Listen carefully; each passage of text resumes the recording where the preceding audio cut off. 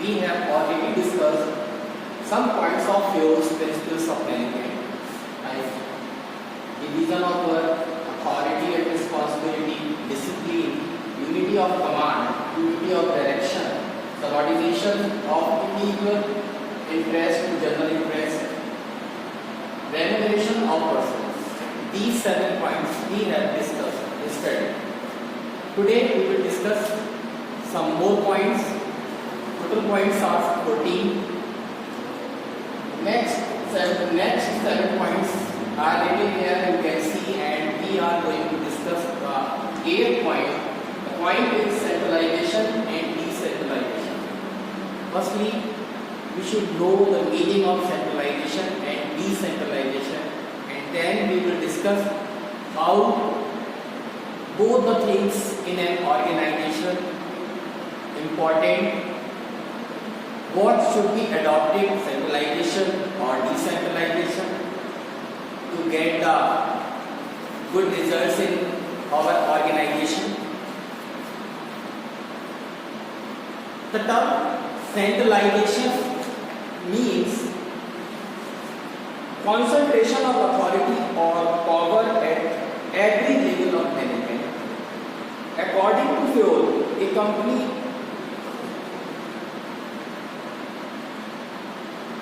should think about this: the power in few hands at the top level. If the power is in few hands, that is called the top level management.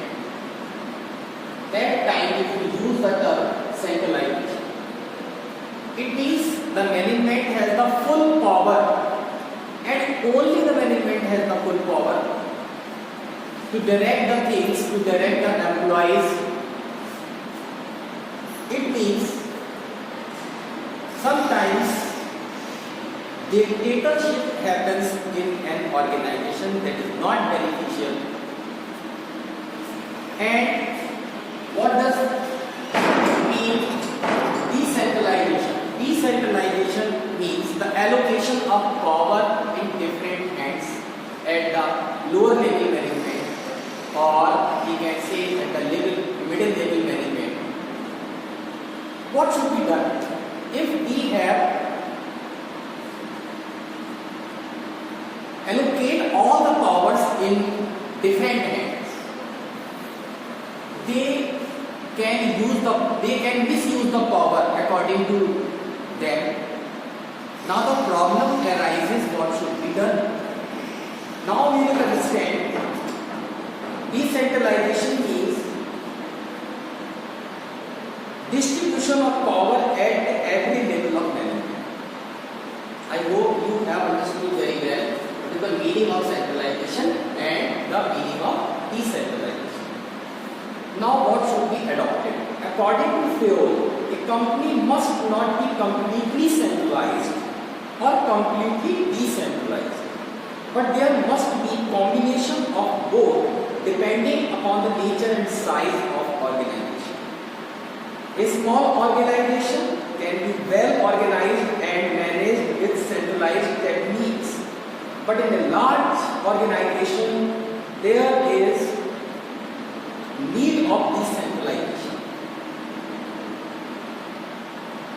Secondly, if employees are efficient and competent, then they can be trusted.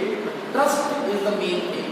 If there is an environment of trust, the person, the employees of our organization are trustworthy. At that time, decentralization method can be used. If our employees are not so efficient at that time, the centralized method should be adopted. But in large organization, centralization is not be adopted. Firstly we have to look after, we have to see, we have to check our human resources department that they can appoint the efficient employees so that we can use the decentralization in our organization. The next point is principle of scalar chain. Scalar chain means line of authority or chain of superiors from highest to lowest rank. Fyol insists that this chain must be followed strictly in the organization.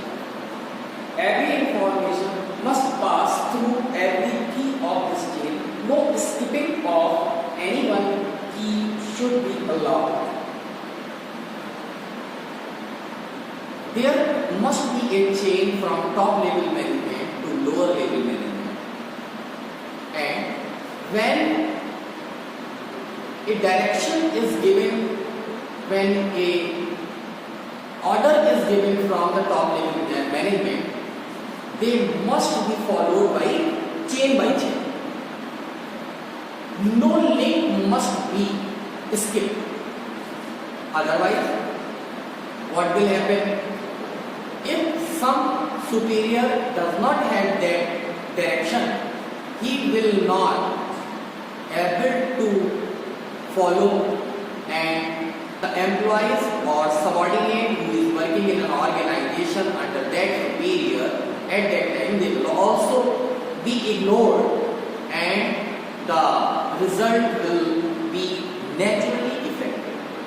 So there must be a scalar chain, and no order at any level must be skipped. I hope you have understood what is the meaning of scalar chain.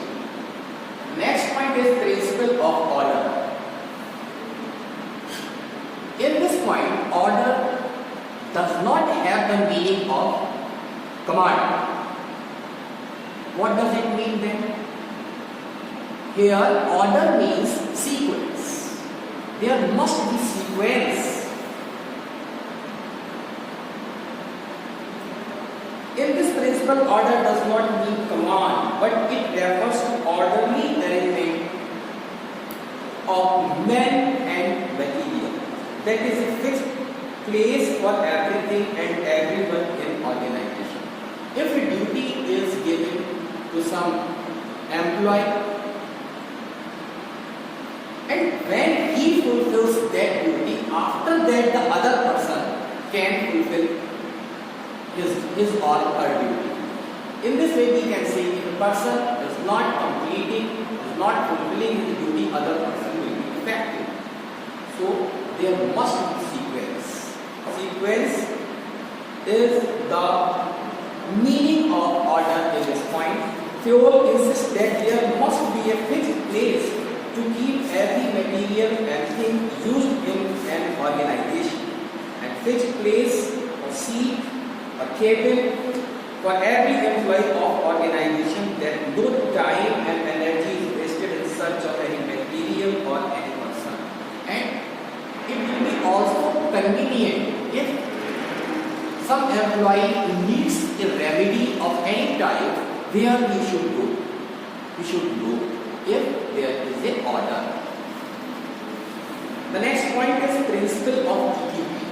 Equity means here equality. Equality means equity refers to kind, fair and just treatment to employees. We should be very polite, we should be very fair to our employees.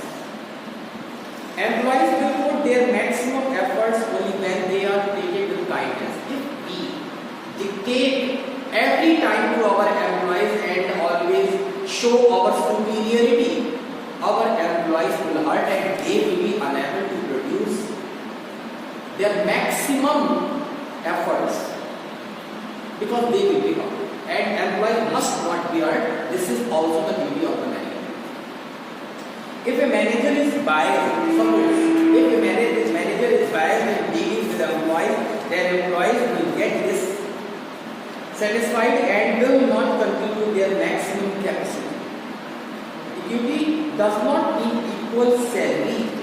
Here, equity, I have told you equity is equality, but in not the term of the salary.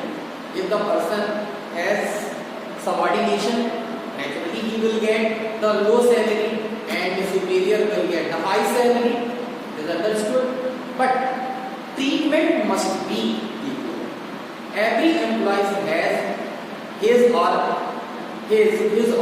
her respect. We should respect that respect.